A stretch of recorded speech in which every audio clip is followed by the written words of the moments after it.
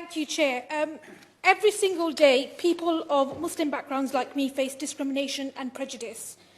I myself am never allowed to forget that my presence in Parliament, the first MP to wear a hijab, makes many uncomfortable. From the regular mispronunciation of my name to being mistaken for other hijab-wearing women who work in Parliament, or to being asked even if I'm related to Shamima Begum. Too often we are cynically used as a focal point for people's anxieties, as scapegoats for the failings of the political and economic system. It should be no surprise, therefore, to anyone that I'm constantly having to cope with a vicious torrent of abuse. Just to give you a few examples, this is the kind of material that I receive. And it says, vile and filthy religion, importing vile and filthy creatures like Apsana Begum. Muslims should be banned from public office. We can't trust their allegiances. Muslims are the masters of lying. They are the bane of our Christian society. They do not belong and should be deported. Deport the filth. Throw her and her family back to where they came from. Chop her hands off. This could be one of your last statements. Mr. Chair, these are not even by any measure the worst of what I receive.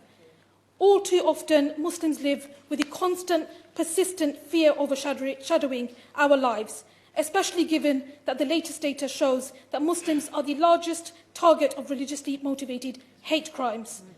The rise of the far right in particular is a dangerous and very present danger. And I just want to pick up on one point that members opposite have been talking about, politics and taking politics out of it. I wonder what they would say to what the UN Special Rapporteur on Freedom of Religion or Belief, who reported that institutional suspicion and fear of Muslims has escalated to epidemic proportions, and that numerous states, regional and international bodies were to blame, and perhaps the Minister can address that point. And of course, it's important to remember that across the world, under the auspices of fighting terrorism and extremism, we see people of Muslim background facing persecution and the denial of basic citizenship rights, from the Rohingya refugees to the escalating harassment of Muslims in France, for example. The evidence is very clear. Islamophobia is on the rise. But there is hope, and I'm inspired by the history of anti-racist struggles in East London. I'm proud to represent the constituency that I have lived all my life, and I pay tribute to the contributions of Muslims all across Britain. Thank you.